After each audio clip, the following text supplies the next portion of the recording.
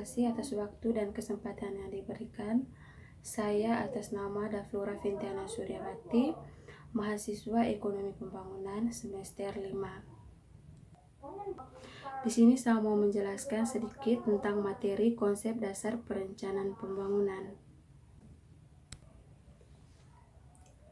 Definisi perencanaan pembangunan adalah suatu kumpulan kebijaksanaan dan program pembangunan untuk merangsang masyarakat dan swasta untuk menggunakan sumber daya yang tersedia secara lebih produktif.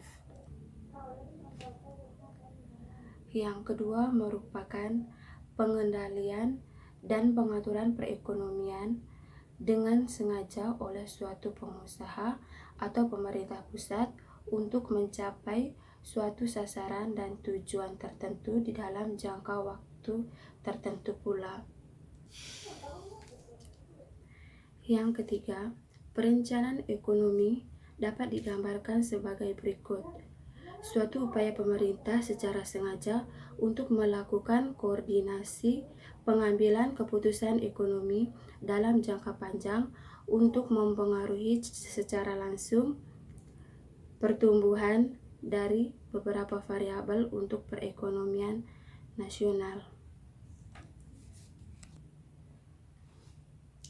Dalam komponen utama, perencanaan pembangunan merupakan yang pertama, usaha pemerintah secara terencana dan sistematis untuk pengendalian dan mengatur proses pembangunan.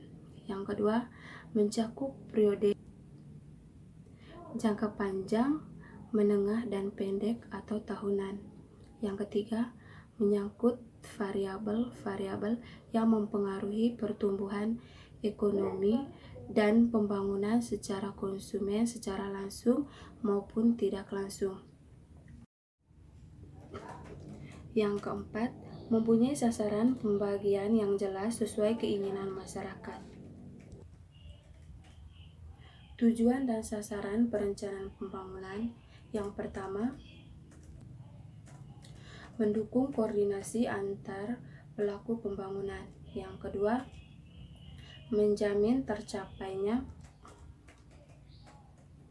integrasi, sinkronis, dan sinergi waktu dan fungsi pemerintah, baik pusat maupun daerah.